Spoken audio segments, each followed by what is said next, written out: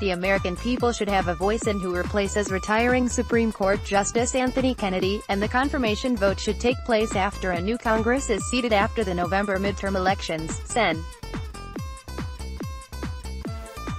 Richard Blumenthal, D-Con, argued Thursday.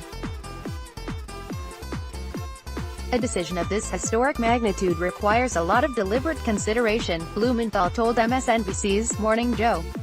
It requires more than the few months we have before this election. And the Republicans ought to adhere to the Mitch McConnell rule that these votes should not take place in an election year, so we'll take this case to the American people. Blumenthal noted he was a law clerk to late Justice Harry Blackmun on the Supreme Court, and he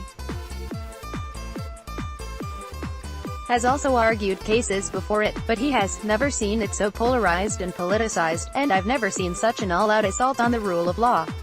The court, he added, is important for protecting fundamental rights and liberties, and not only the Roe v.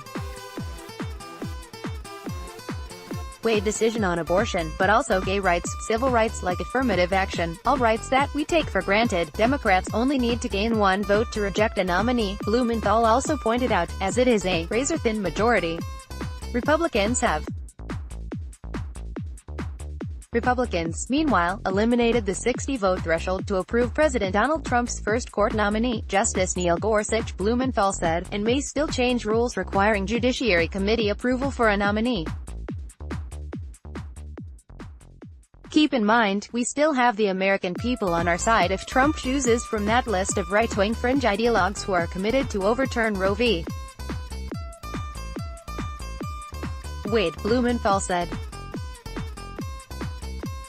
That's the reason they are on that list, and I think the more people will be repulsed. All we need is one regular colleague, whether it's Jeff Flake or Susan Collins or Lisa Murkowski, to say enough is enough. The Supreme Court is too sacrosanct, Blumenthal added. He thinks Chief Justice John Roberts and Justices Clarence Thomas, Samuel Alito, and Gorsuch are potentially dangerous for the country if they allow Donald Trump to fulfill his potentially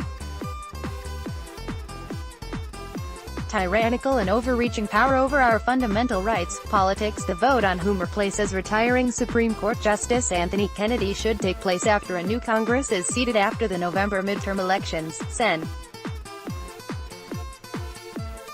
Richard Blumenthal, D-Con, argued Thursday. Richard Blumenthal, SCOTUS, Senate, confirmation, nomination 355 Thursday the 28th of June 2018 3:28 p.m. 20182828 Thursday the 28th of June 2018 3:28 p.m. Newsmax Inc.